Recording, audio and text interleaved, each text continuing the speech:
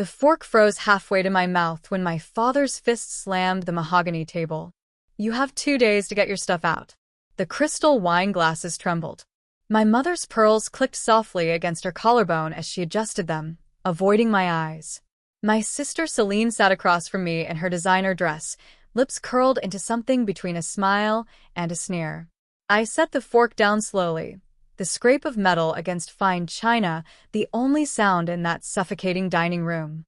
2 days, Dad repeated, his voice shaking with anger. "The house belongs to Celine now. You can take your tools and personal belongings. Everything else stays." 58 years I'd lived, and I thought I'd seen every shade of betrayal. I was wrong. The roasted lamb sat untouched on my plate.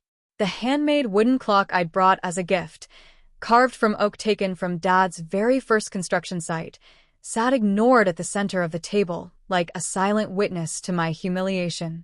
Hi viewers, kindly tell us where you're watching from and what time it is. Warm welcome to the family. Enjoy the story. "Dad, I don't understand," I started. "You've done nothing with your life." His weathered hand slapped the table again, making Mom's wine slosh dangerously close to the rim. "You refused to join the company. Refused to settle down. Refused every chance I gave you. I won't let you waste this family's fortune." Waste it. The word hung in the air like smoke from a put-out candle. I'd spent 30 years working beside him in the workshop he and I built together when I was 17. Every nail we'd hammered.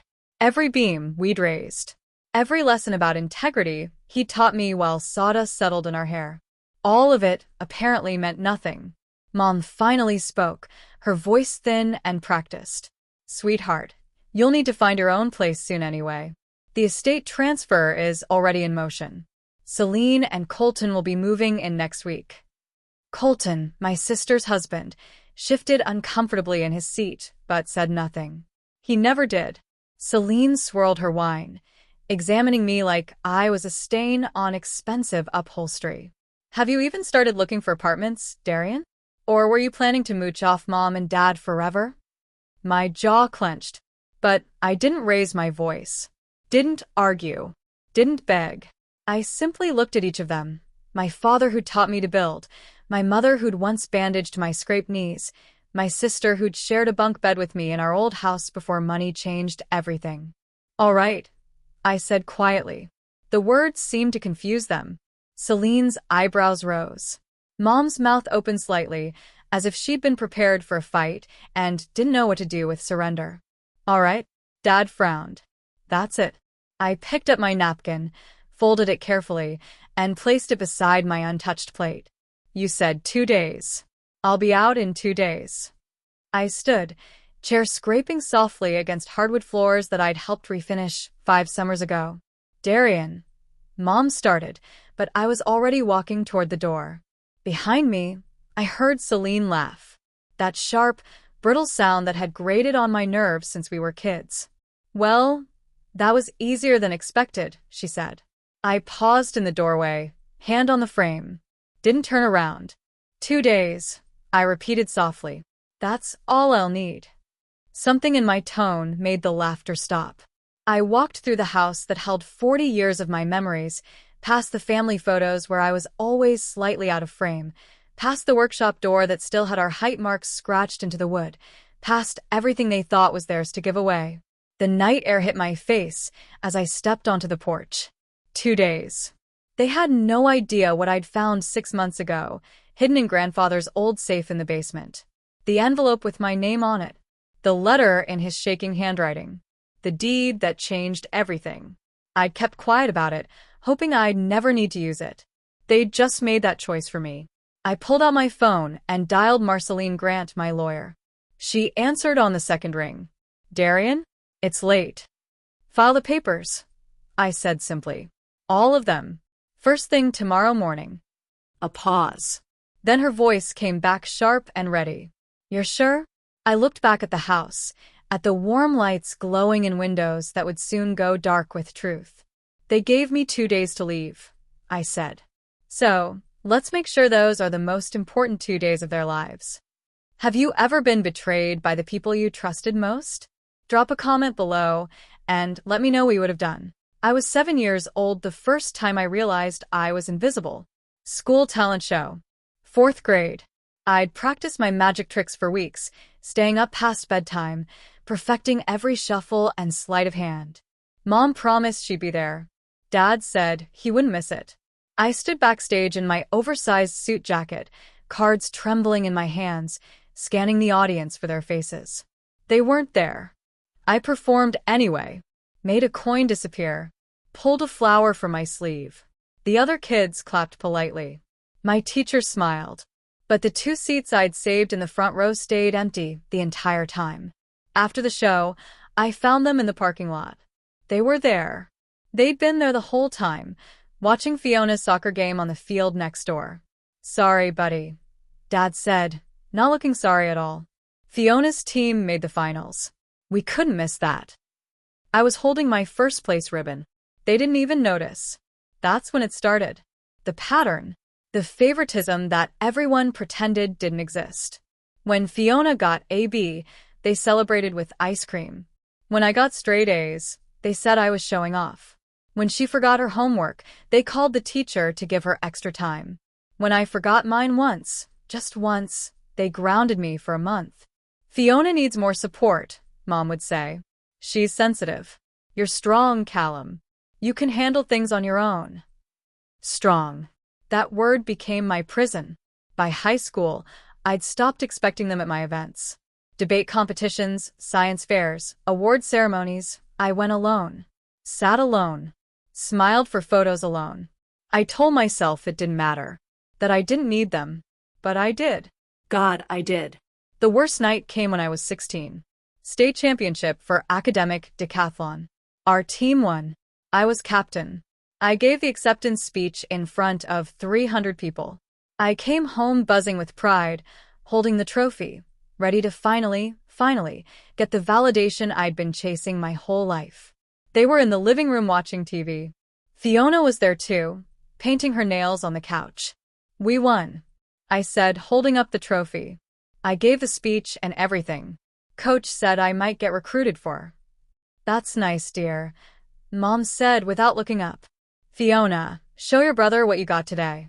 Fiona beamed, holding up a silver necklace. Isn't it pretty? Mom and Dad bought it for me because I made the cheer squad. She'd made the cheer squad. Not even varsity. Just junior level. And they'd bought her jewelry. I'd won a state championship and got a "that's nice, dear." I went upstairs. Closed my door. Stared at that trophy until the pride curdled into something else. Something bitter. That's when I heard them. Their voices drifted up through the heating vent in my floor. They were still in the living room, talking like I couldn't hear every word. Do you think Callum's upset? Mom asked. He'll be fine, Dad said. He always is. That's the thing about Callum. He doesn't need us the way Fiona does. He's our backup plan. Self-sufficient.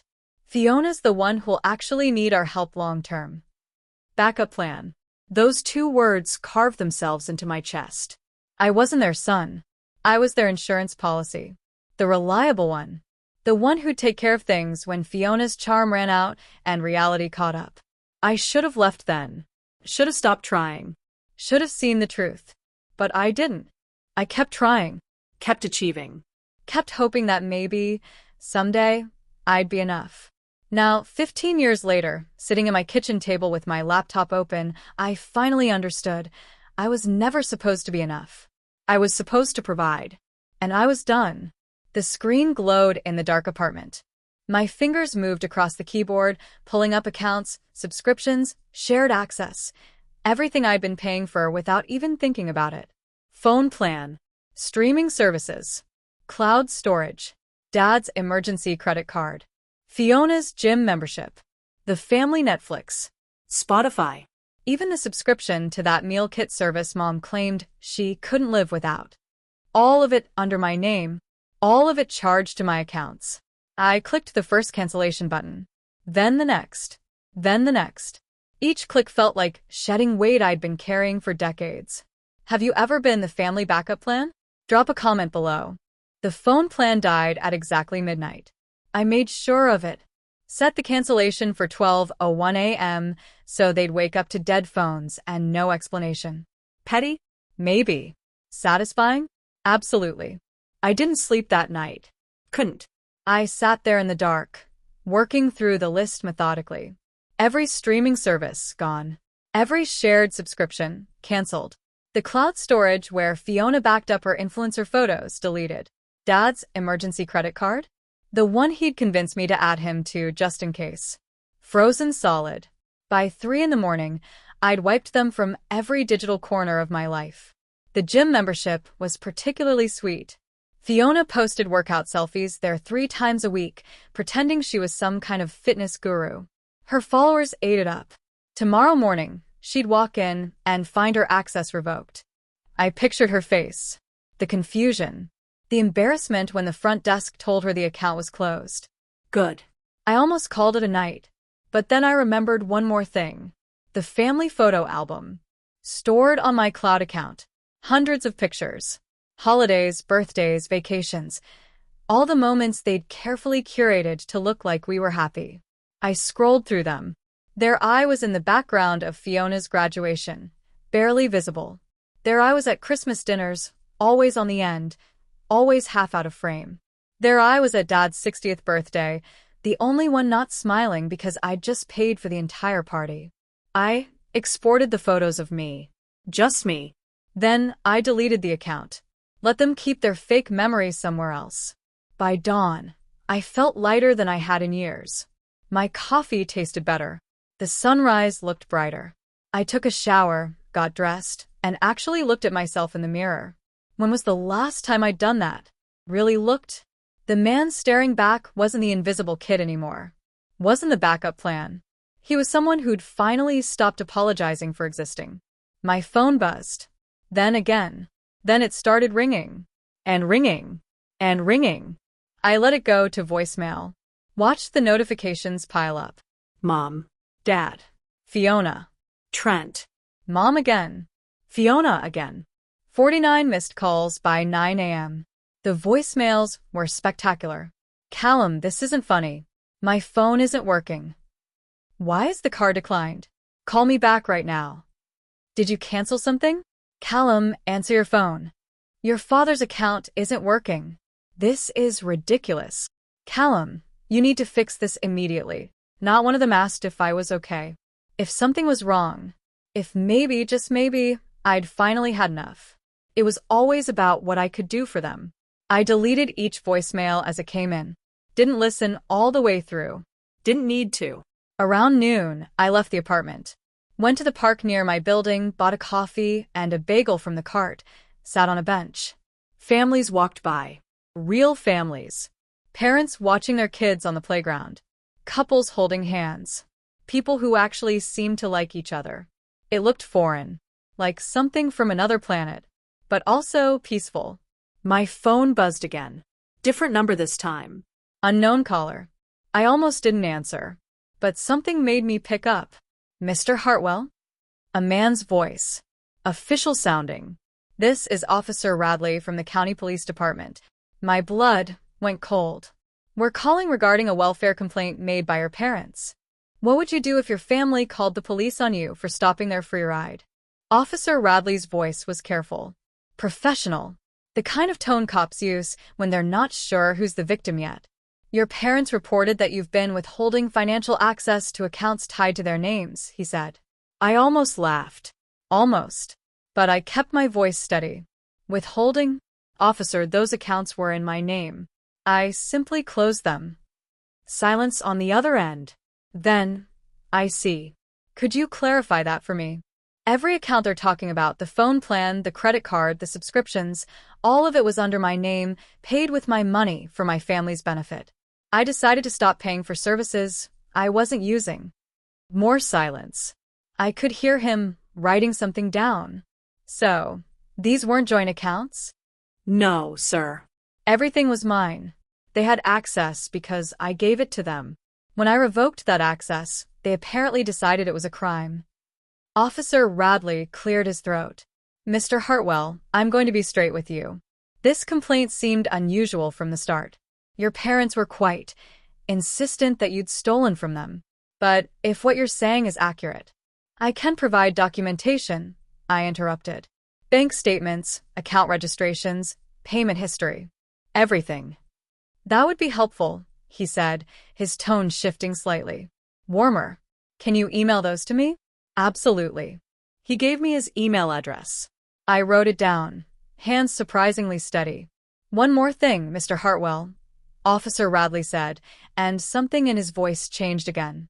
While I was reviewing your parents' complaint, something else came up. Some inconsistencies in their financial claims that, well, you might want to look into your own records more carefully. My chest tightened. What kind of inconsistencies? I can't say much without overstepping, but if I were you, I'd check any shared assets or property transfers from the last 5 years. Sometimes family financial disputes reveal deeper issues.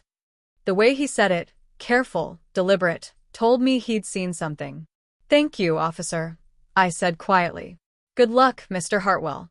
Send those documents when you can. He hung up. I sat there on that park bench, phone still pressed to my ear, staring at nothing. Shared assets. Property transfers. What the hell did that mean? I went home immediately, opened my laptop, started digging. Bank statements first. I printed everything from the last 5 years, spreading papers across my kitchen table like puzzle pieces. There, monthly transfers to Dad's account. Always the same amount. $500. For what? I never authorized automatic payments. I called my bank. Yes, Mr. Hartwell, the representative said after pulling up my account. Those transfers were set up in 2020. You authorized them electronically. Show me the authorization. She sent the digital signature. I stared at it. It looked like mine. But I'd never signed this document. Never even seen it. Can you tell me what account this is connected to? I asked. She clicked through screens. It appears to be linked to a property management account. For an address in, let me see, Riverside County.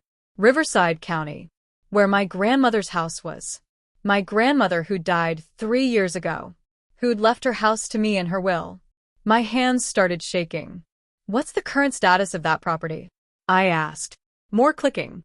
According to our records, the property was transferred out of your name in 2022. To a. She paused. To a Fiona Hartwell. The room tilted. Transferred when? June 2022. Looks like you signed the transfer documents electronically. Send me everything. Every document, every signature, every communication. All of it. Of course, Mr. Hartwell. I'll email the complete file within the hour. I hung up. June 2022. I'd been out of the country then. Work trip to Seattle for 3 weeks. I'd given Dad my power of attorney to handle some routine maintenance on Grandma's house while I was gone. Routine maintenance. My chest felt tight. Breathing became difficult. They'd forged my signature, transferred my inheritance to Fiona, and had been draining my account to cover property taxes on a house I didn't even own anymore. How long had they been planning this? My phone buzzed. Email from the bank. 47 pages of documents. I opened the first file. There was my signature. Perfect forgery. Dated while I was in Seattle, supposedly signing away my grandmother's house from 3 states away. The second document showed the property transfer. Clean. Legal looking. Completely fraudulent. The third document was worse. A will amendment. Also signed with my forged signature. Giving Fiona rights to my portion of my parents' estate too. They hadn't just stolen my past. They'd tried to steal my future. My phone rang again. Different number. I answered without thinking. Mr. Hartwell, this is Officer Radley again. I think we need to talk in person. Would you press charges against your own family? Comment below. Officer Radley sat across from me at my kitchen table, 3 folders spread between us. He wasn't alone this time. Detective Morrison, a woman with sharp eyes and a sharper suit, sat beside him taking notes. Walk me through what you found, Radley said. I showed them everything. The forged signatures. The property transfer dated while I was in Seattle. The bank statements showing unauthorized transfers. The will amendment I'd never signed. Morrison whistled low. That's not family drama. That's fraud. Multiple counts. How much are we talking? Radley asked. I'd done the math already. The house was worth $400,000. Plus 3 years of property taxes I've been paying without knowing it, about $15,000. The monthly transfers add up to another $30,000. $445,000, Morrison said flatly. Your parents stole almost $500,000 from you. Hearing someone else say it made it real. There's more, I said, pulling up another document. I found this in my grandmother's estate paperwork. She had a life insurance policy. $100,000. Named me as sole beneficiary. Let me guess, Morrison said. You never received it. The payment was redirected to an account I didn't recognize. Open in my name at a bank I've never used. In 2022. Same month as the property transfer. Radley and Morrison exchanged looks. That account still active? Morrison asked. I called them this morning. It's empty now. But the transaction history shows the $100,000 coming in, then being transferred out in smaller chunks over 18 months. All to Fiona's personal account. Morrison closed her folder. Mr. Hartwell, I'm going to be direct with you. This is one of the clearest cases of familial financial fraud I've seen. You have grounds for criminal charges and civil recovery. But I could hear the but coming. But it's your family, Radley said quietly. Once we start this process, there's no going back. Your parents will likely face criminal charges. Your sister too, if she knew about the fraud. She knew, I said. She had to. She's been living in that house for a year. Morrison nodded. Then she's complicit at minimum. Potentially an active participant. I stared at the documents. My grandmother's signature on her will. Her handwriting on the note she'd left. To my grandson Callum, who visits me every Sunday and never asks for anything in return. She'd wanted me to have that house. Those memories. That piece of her love. And they'd stolen it. What happens next? I asked. We take your statement, Morrison said. Collect all this evidence. Interview your parents and sister. If they confess, the DA will likely offer a plea deal. If they don't, this goes to trial. How long? Months. Maybe a year. A year of this. Of fighting. Of my family's faces in courtrooms and police stations. But also a year of finally standing up. There's something else you should know, Radley said carefully. When we reviewed your parents' initial complaint, we noticed they've filed for bankruptcy twice in the last decade. Both times dismissed. They've also got liens on their current house. Multiple credit cards in collection. I paid off Dad's debt, I said. 5 years ago. $40,000. He's racked up twice that since, Morrison said. Your family isn't just using you, Mr. Hartwell. They're financially drowning and pulling you under as their life raft. The truth settled over me like cold water. This would never stop. Not unless I stopped it. I want to press charges, I said. All of them. Morrison pulled out a recorder.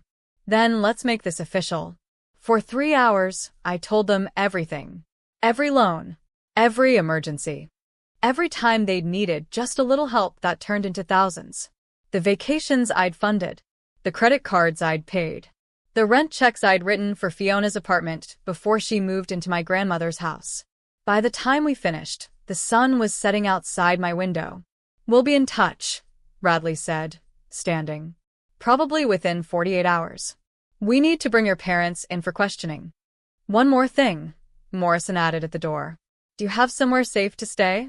Sometimes families get aggressive when they realize the consequences. I'll be fine, I said. Keep your doors locked anyway, she said. And, Mr. Hartwell, you're doing the right thing. After they left, I sat in the quiet apartment. Somewhere across town, my parents had no idea what was coming. Fiona was probably posting another influencer photo from my grandmother's porch. Trent was probably planning their wedding with money that wasn't theirs. And me, for the first time in my life, I wasn't their backup plan. I was the reckoning. My phone buzzed one more time. Unknown number again. The text message was simple. We need to talk. Tonight. Or you'll regret it. Mom. Should Callum meet with his mother? Or is it a trap? Let us know below. I didn't respond to Mom's text. Instead, I forwarded it to Detective Morrison with a simple message. Is this considered witness intimidation? She replied in under 5 minutes. Don't meet with them. We're executing interviews tomorrow morning. Stay safe. Tomorrow morning, less than 12 hours from now, police would show up at my parents' door with questions they couldn't lie their way out of. I should have felt triumphant, vindicated, ready for justice. Instead, I felt hollow. My lawyer called at 8 p.m. Her name was Patricia Chun, and she had a reputation for destroying family fraud cases. Morrison had recommended her. Mr. Hartwell, she said, her voice crisp and businesslike. I've reviewed everything Detective Morrison sent over. This is airtight. Your parents don't have a defense. What happens next? Tomorrow, the police interview them. Separately. They'll likely crack under pressure. Most families do when they realize the severity. After that, the DA files charges. We simultaneously file a civil suit for asset recovery and damages. How long until I get the house back? If they confess and cooperate, court could freeze their assets within a week and order immediate transfer within 30 days. If they fight it, we go to trial. But honestly, they'd be stupid to fight. The evidence is overwhelming. I sat with that. 30 days. 1 month from now, I could walk into my grandmother's house again, sleep in the guest room where she used to make me hot chocolate and tell me stories about her childhood. There's one thing you need to prepare for, Patricia continued. Your family will try to manipulate you. They'll cry, apologize, claim they didn't mean it. They'll use every emotional weapon they have. I know. Do you? Because in my experience, even the strongest clients cave when Mom starts crying. My mother threatened me via text an hour ago. I don't think tears are coming. Patricia laughed, sharp and quick. Good. Keep that energy. We're ready to file. Once we do, there's no going back. Are you certain about this? Was I certain? I thought about 7-year-old me, sitting alone at a talent show with a first-place ribbon nobody cared about. 16-year-old me, hearing backup plan through a heating vent. 32-year-old me, watching Fiona unwrap $10,000 in gifts while I ate turkey and swallowed my dignity. I'm certain, I said. Then we file first thing tomorrow. Get some rest, Mr. Hartwell. Tomorrow changes everything. She hung up. Rest. Right. I tried. Went to bed at 10, laid there staring at the ceiling until midnight. Every sound made me jump. Every car door, every footstep in the hallway outside my apartment. What if they showed up? What if Mom's threat wasn't empty? At 1 a.m., someone knocked on my door. 3 heavy pounds that made my heart stop. I grabbed my phone, finger hovering over 911, and looked through the peephole. Fiona. She stood there in sweatpants and a hoodie, mascara smeared, hair messy. She looked smaller than I'd ever seen her. Vulnerable. Human. Callum, she called through the door. Please. I know you're in there. I didn't move. I just want to talk. 5 minutes. That's all. Every instinct screamed not to open that door. Patricia's warning echoed. They'll use every emotional weapon they have. But this was Fiona. My little sister. The girl I used to protect from bullies in middle school. The one I taught to ride a bike. I opened the door. Kept the chain lock on. What do you want? Her eyes were red. Real tears, not the fake ones she used to get out of trouble. The police called. They want to interview me tomorrow morning. Mom's freaking out. Dad won't stop pacing. What did you do? What did I do? My voice came out colder than I expected. I stopped letting you steal from me. Steal? Callum, we're family. Everything we did was fraud, I interrupted. You've been living in my house. The one grandma left to me. You forged my signature and stole my inheritance. That wasn't my idea. Mom and Dad said you didn't need it, that you were doing fine, that I was struggling. So, you went along with it. She flinched. I didn't know they forged anything. They told me you'd agreed to give me the house. And you believed them? Never once asked me directly? Silence. Get off my doorstep, Fiona. Wait. She pressed her hand against the door. I can fix this. I'll tell the police it was all a misunderstanding. I'll sign the house back to you. We can make this go away before it destroys our family. Our family. As if we'd ever really been one. It's too late, I said quietly. It's not. Callum, please. If you press charges, they'll go to jail. Mom and Dad could do real time. Is that what you want? To put your own parents in prison? They put themselves there. Fiona's face crumpled. The tears came harder now, ugly crying that shook her shoulders. I'm sorry. Okay? I'm sorry. I should have questioned things. I should have talked to you. But I was stupid and selfish, and I thought they actually cared about me more than money. That stopped me. What? She wiped her nose on her sleeve. The jewelry. The handbag. The phone. They made me return all of it yesterday. Said they needed the money for a lawyer. Everything they gave me was just bait. To keep me compliant. I stared at my sister through the crack in the door. For the first time in my life, I saw past the golden child facade to the truth underneath. She'd been used to. Just differently. I'm not dropping the charges, I said. But Fiona, if you cooperate with the police, tell them everything you know. The DA might go easier on you. You want me to turn on Mom and Dad? I want you to tell the truth. She looked at me for a long moment, then nodded slowly. Okay. Go home. Get some sleep. Tomorrow's going to be brutal. She turned to leave, then stopped. Callum, when did you stop loving us? The question hung in the air between us. I didn't stop loving you, I said finally. I stopped letting you use that love as a weapon. Fiona walked away down the hallway. I closed the door, locked it, and slid down to sit on the floor. My phone buzzed. Text from Patricia. Police just confirmed. Interviews at 8 a.m. We're ready. Are you? What secrets will Fiona reveal tomorrow? The call came at 9:47 a.m. Detective Morrison said my parents were talking, turning on each other, blaming each other, and dragging Fiona into it. I sat in Patricia's office, cold coffee in hand, bracing myself. Dad claimed Mom masterminded everything. Mom claimed Dad had gambling debts. Fiona, who'd come involuntarily, admitted she knew the house was supposed to be mine, but not about the forged signatures. My parents were facing charges: wire fraud, forgery, identity theft, theft by deception. The DA offered them a plea: confess, forfeit assets, pay restitution, and accept probation. If not, trial. And they'd lose. I said I didn't care about the money. I just wanted the truth acknowledged. Then the backlash hit. Calls, texts, accusations. Former family friends calling me selfish, heartless, ungrateful. Only one voice, my Aunt Linda, said she believed me. By noon, Morrison called. They took the deal. Full confession. No jail time, just felony records and probation. The house would be returned to me. Fiona had 30 days to leave. Then came the second bomb. Mom wanted to see me. Patricia said it was a bad idea. I agreed, but I also knew I needed it. That night, Dad called. I didn't answer, but the voicemail was broken and apologetic.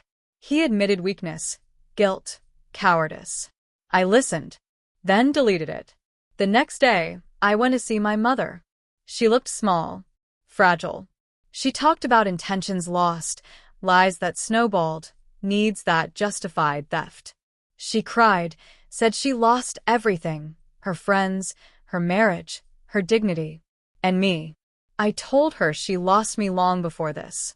I reminded her I had never been a son, just a wallet. She had no defense, only tears. When I stood to leave, she asked about my grandmother's will, Sunday visits, never asking for anything. She said my grandmother saw who I was even when they didn't. For once, my mother told the truth. I walked out. Outside, Morrison handed me proof of the property transfer. The house was mine again. Not victory, just freedom. As I drove home, that freedom settled in. Not joy, not triumph. Just peace, thin but real. Then my phone rang. Patricia. Callum, we have a problem, she said. Fiona had found something in the house. Something she claimed I needed to see. Whatever I thought was over apparently wasn't. Fiona met me at my grandmother's house at sunset.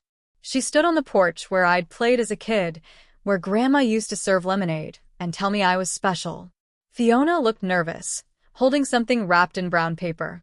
"I'm sorry for making you come here," she said. "But I couldn't. I needed you to see this in person." "What is it?" She handed me the package. I was packing my stuff from the attic. "Found this hidden behind an old dresser. It's addressed to you. From Grandma." My hands shook as I unwrapped it. A journal, leather-bound, worn at the edges, filled with my grandmother's handwriting. "I didn't read it," Fiona said quickly. "The first page said it was for you. But Callum, there are legal documents inside. And letters. A lot of letters." I opened to the first page. "To my darling Callum, if you're reading this, I'm gone. But there are things you need to know. Things I should have told you while I was alive. I'm sorry I was a coward. I'm sorry I let them do what they did. But I can make it right now. Read everything. Forgive me if you can. Love, Grandma Rose." My throat tightened. I flipped through pages. Letters fell out. Bank statements. Legal documents. And page after page of my grandmother's neat script, documenting everything. "She knew," I whispered. "She knew what they were doing." Fiona moved closer. "What do you mean?" I read aloud. "March 2019, Marjorie asked to borrow money again today. Said it was for Fiona's car repairs. I know it's not. I've seen Leonard's gambling receipts. But I gave them the money anyway because I'm weak. Because Marjorie is my daughter and I can't say no to her." Another entry. June 2020, they asked about my will again. Wanted to know if I'd changed it to include Fiona equally. I lied and said yes. The truth is, I'm leaving everything to Callum. He's the only one who visits without wanting something. The only one who asks about my life instead of my money. And another. December 2021, I'm dying. The doctors say 6 months, maybe a year. Marjorie doesn't know yet. I'm terrified of what she'll do when I'm gone. Terrified she'll find a way to take what I'm leaving to Callum. So I'm hiding this journal. Hiding the proof. Someday, when he needs it, he'll find it. I looked up at Fiona. She documented everything. Every time they borrowed money. Every lie they told. Every manipulation. "Keep reading," Fiona said softly. "The letters are worse." I pulled out an envelope. Addressed to me in Grandma's handwriting. Unopened. Inside was a letter dated 3 weeks before she died. "Dearest Callum, by now you probably know that your parents forged documents and stole your inheritance. I'm so sorry I couldn't stop them. But I can give you one last gift. Inside this journal, you'll find account numbers to 3 separate bank accounts I opened in your name. They contain money I've been saving for years. Money I hid from your mother. Money she doesn't know exists. The total is $847,000. I know that seems like a fortune, but it's not about the money, sweetheart. It's about freedom. It's about knowing you'll be okay when you finally walk away from them. Because you will walk away. You're stronger than I ever was. Use this money to build the life you deserve. The one where you're not their backup plan but your own first choice. All my love, Grandma Rose." I couldn't breathe. $847,000. Hidden accounts my parents never knew about. Money that was mine. Actually, legally, undeniably mine. "There's more," Fiona said, pulling out another envelope. "This one's addressed to Mom and Dad. Grandma wrote it but never sent it." I opened it with shaking hands. "Marjorie and Leonard, if you're reading this, you've done exactly what I feared. You've stolen from Callum. You've forged his signature and taken what wasn't yours. I want you to know that I saw you. I saw every manipulation, every lie, every time you used your son as an ATM while pretending Fiona was the one who needed help. I saw how you made Callum invisible, how you called him your backup plan, how you measured his worth by what he could provide instead of who he was. And I'm ashamed. Ashamed that I raised a daughter who could do that to her own child. But I've made sure Callum will be fine. Better than fine. He has resources you don't know about. A future you can't touch. And when he finally walks away from you, I hope you realize what you've lost. Not money, not property, but a son who loved you anyway. That's the real inheritance you've destroyed. I hope you can live with that, Mom.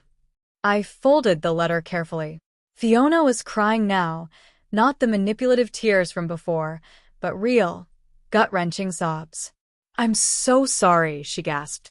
I knew they favored me, but I didn't understand how bad it was. I didn't know Grandma was protecting you from them. I looked at my sister. Really looked at her. She'd been their weapon, but she'd also been their victim. The golden child whose value was always conditional. Who'd learned that love came with a price tag and manipulation was currency. Fiona, I said quietly, what are you going to do now? She wiped her eyes. Start over, I guess. Get a real job. Stop living off other people. Try to be someone Grandma wouldn't be ashamed of. She laughed bitterly. Not sure that's possible. It is, I said. But you have to want it. I do. I swear I do. We stood there in the fading light, two siblings who'd been pitted against each other for 3 decades, finally seeing each other clearly. Thank you for bringing me this, I said. It was the least I could do. She hesitated. Callum, when the house transfer is final, can I ask you something? What?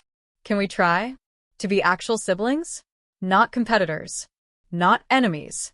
Just family? I thought about that. About what family even meant anymore. Maybe, I said finally. But it starts with honesty. No more lies. No more games. Deal. She left, and I sat on Grandma's porch with her journal and the letters and the bank account numbers that represented freedom. Detective Morrison had said something would change everything. She was right. But it wasn't the money. It wasn't the proof. It was Grandma's final message. You're stronger than I ever was. And she was right. I was. My phone rang. Patricia. Please tell me Fiona's mystery discovery isn't a problem, she said. It's not a problem, I said, smiling for the first time in days. It's a gift. Callum just inherited nearly $1 million his parents never knew about. But will he use it for revenge or freedom?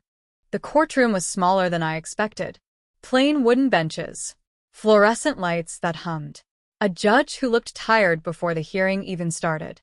My parents sat at the defendant's table with their lawyer, a public defender who kept checking his watch. They wouldn't look at me. I sat behind Patricia, hands folded, watching Judge Carolyn Martinez review the case files.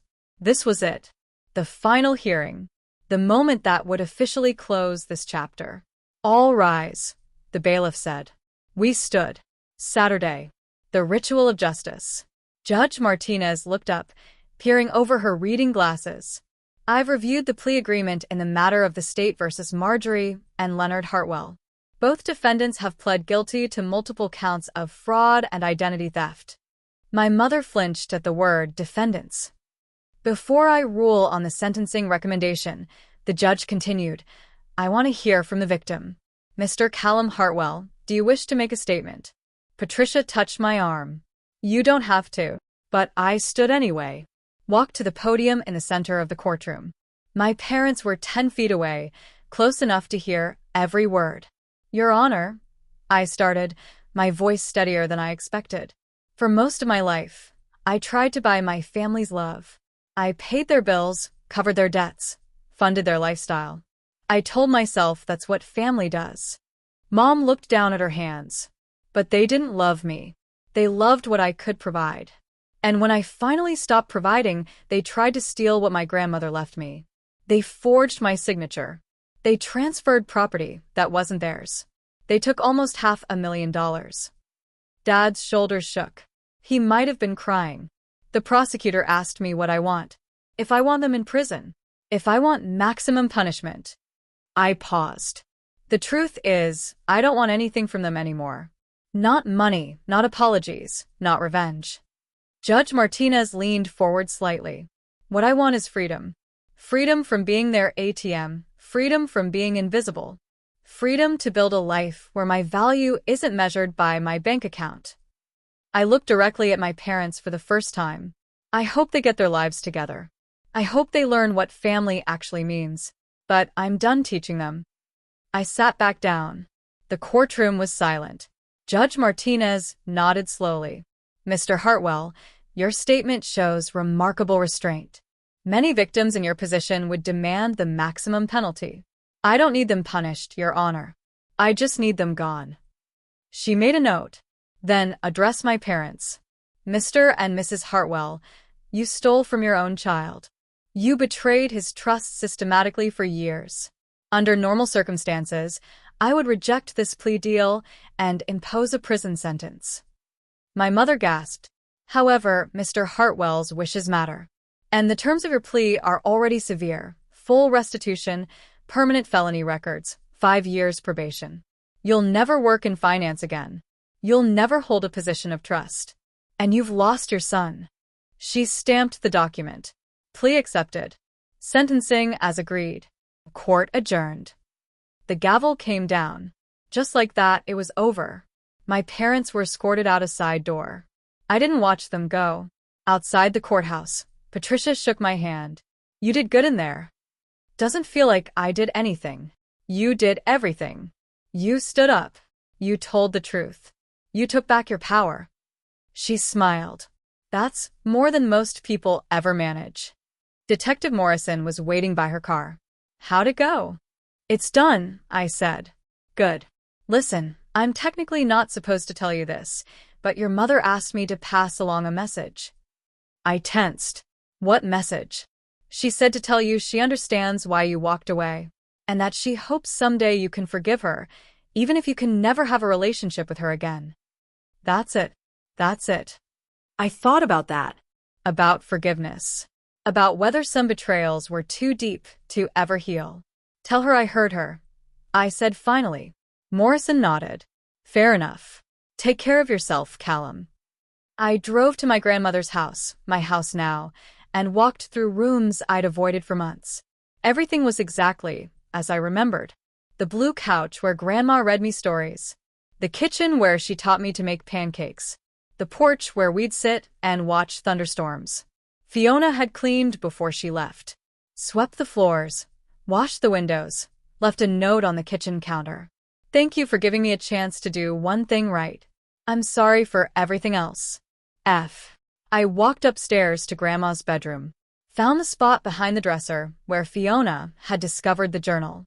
There, carved into the old wood, were words I'd never noticed. For Callum, who was always enough. I traced the letters with my finger, and something inside me finally broke open. Not with sadness, but with relief. Someone had seen me. Really seen me. And she'd made sure I'd survive. I called the bank that afternoon, verified the accounts Grandma had set up. $847,000, exactly as she'd written. I could quit my job, travel, buy a new house, do anything. But I didn't want any of that. I wanted something simpler. I donated $100,000 to a foundation for estranged adult children, people who'd been where I was. People who needed to know they weren't alone. I set aside $50,000 for therapy. Real therapy. The kind where you unpack 30 years of trauma and learn how to trust people again. The rest? I invested it. Not for luxury, but for security. For the knowledge that I'd never have to depend on anyone again. That night, I sat on Grandma's porch with a beer and watched the sunset. My phone buzzed. Aunt Linda. I heard what happened in court today. Your mom called me crying. Asked me to talk to you. I'm not changing my mind, I said. I'm not asking you to. I'm calling to say I'm proud of you. And that if you ever need actual family, the kind who shows up without wanting something, I'm here. My throat tightened. Thank you. Sunday dinner's at my place. Standing invitation. Bring whoever you want. Or come alone. Either way, there's always a seat for you. After we hung up, I realized something. I wasn't alone anymore. I'd lost the family I'd been born into. But I was building something better. A family I chose. A family that chose me back. The sun dipped below the horizon, painting the sky purple and gold. And for the first time in my life, I felt like I belonged somewhere. Not because I'd paid for it. Not because I'd earned it.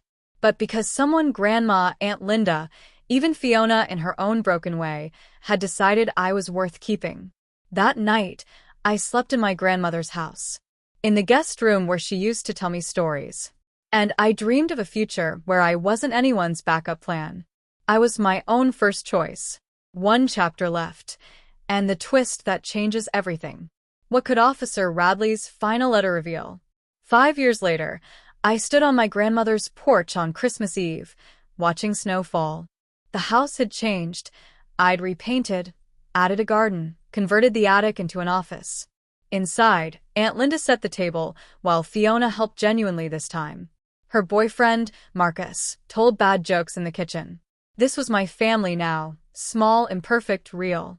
My phone buzzed, unknown number. Mr. Hartwell, this is Officer Radley.